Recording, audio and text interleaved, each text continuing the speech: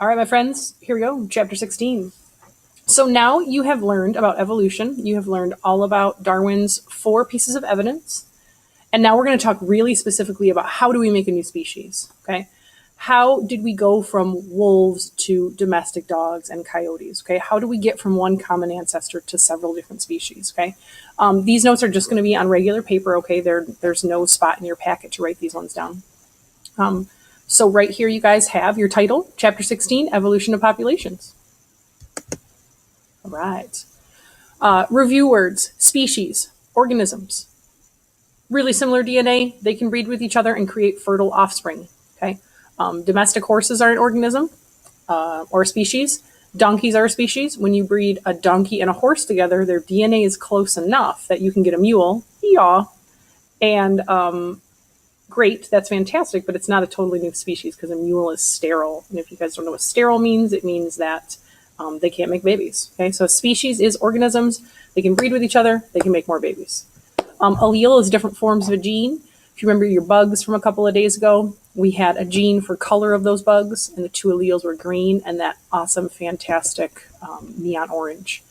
And then endosymbiotic theory. I don't know if you guys remember this from way back in cells, but we're going to start on that again. It's the theory that prokaryotic cells, little teeny tiny single-celled bacteria, started to live together in a little cell community, and they came together to make eukaryotics, those big cells with a nucleus, all those different organelles. Okay, so those are 3 things that you guys should already know. Just a quick review of those.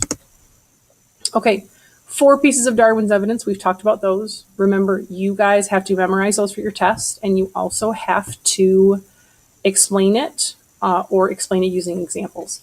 And here's 2 pieces of evidence that Darwin did not have that we have used that we use today to look at evolution.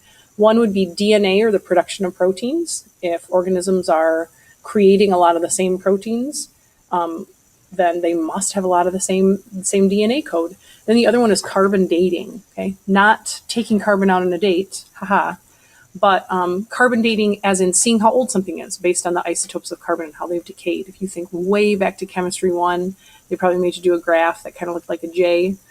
For you guys, if you're looking this direction, it kind of, as you saw radioactive decay either went in this direction or in this direction. Okay, that means as one particle breaks down into 2 smaller molecules or elements. So Darwin didn't have these 2 things, and we can use those now to support the theory of evolution.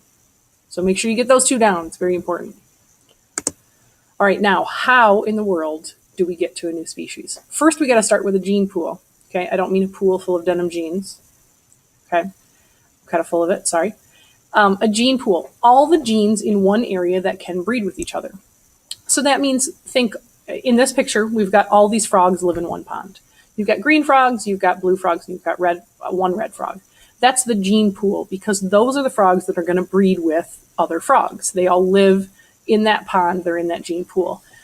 It doesn't mean that there aren't other frogs of that species in other places, but if you've got a population of frogs in another pond 500 miles away, it's very unlikely that those frogs are going to breed with these. That's why we call these ones a gene pool. These are the ones that are going to breed with each other. We have deer in Portage.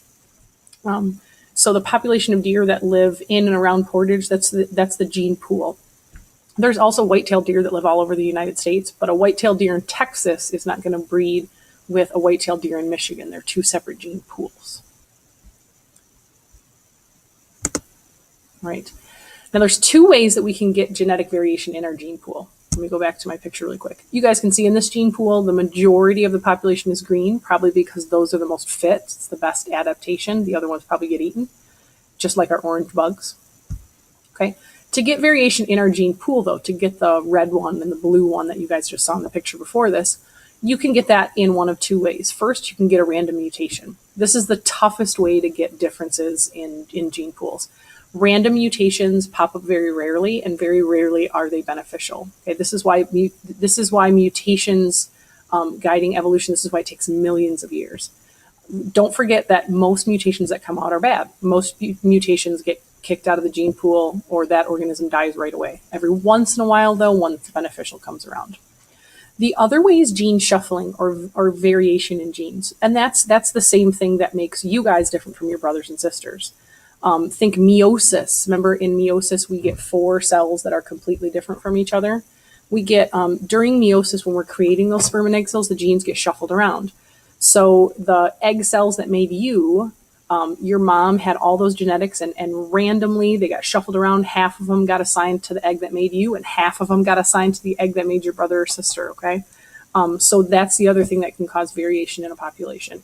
And then how we reproduce from that. Maybe all of our eggs get the gene for the green frog, or all of our eggs get the gene for the blue frog. It's totally random chance. Both of these are complete random chance, but it's the only way that we get variation in a population. Okay, mutations, very rare, or gene shuffling, how we get differences in our sperm and egg cells. All right, genetic drift. This is not a way to get mutations or gene shuffling in our population, but this is one way to change a population really, really fast. It's called genetic drift, and it's completely a random change. It says a random change in allele frequency, no rhyme or reason. So this is not natural selection. So somewhere next to this, you guys, I want you to write, this is not natural selection. This is not survival of the fittest. This is just, think huge cataclysmic event, like massive tornado or earthquake or asteroid hitting the planet. No one's going to survive this kind of event. There's nothing that you can do to be adapted to be the most fit to protect yourself from this event. That's what genetic drift is. I got two examples here. The first one is we've got a population of brown and green bugs, and they're on a gray background. Let's say they're on concrete. And some guy, he just walks by and he randomly steps on some, and he just so happened to step on some of the green ones. Was it because the green ones were less fit? No. Is it because the brown ones were more fit? No, neither one of them were going to survive that dude's big old foot crushing them. So it's just a complete decimation of part of the population by a huge cataclysmic event. So then over here, now our allele frequency, we have a much higher frequency of the browns and a much lower frequency of the greens. Okay, and that's not because anybody was less fit or more fit than another one. That's why this is not survival of the fittest. It is not natural selection. Another example here is the bottleneck effect.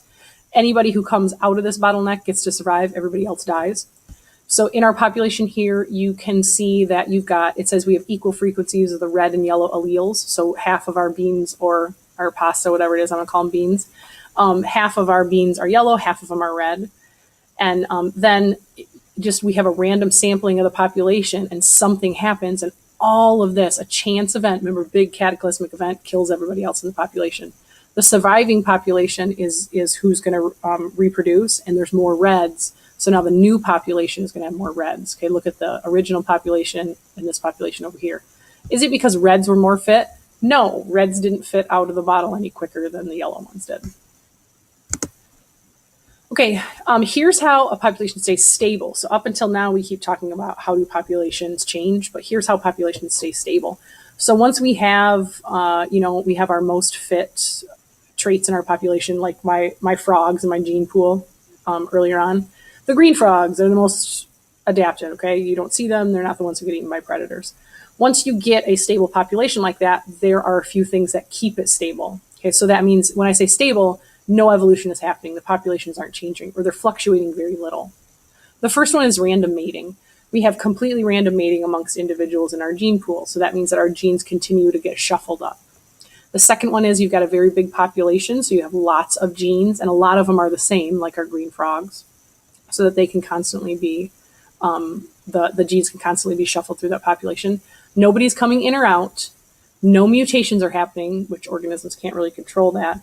And there's no competition or natural selection. That means there's enough food, there's enough space, there's enough water. Nobody's competing for resources.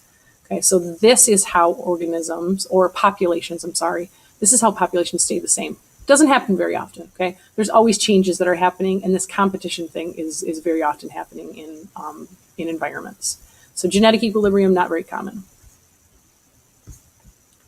All right, last one. Let's see if we can get to it. Speciation. This is how we make new species, okay? Common ancestor. How do we evolve into different species from that common ancestor, okay? So you guys, this is about the end of this video. We will keep talking about how we get to new species in your next video, okay? Thanks a lot, guys.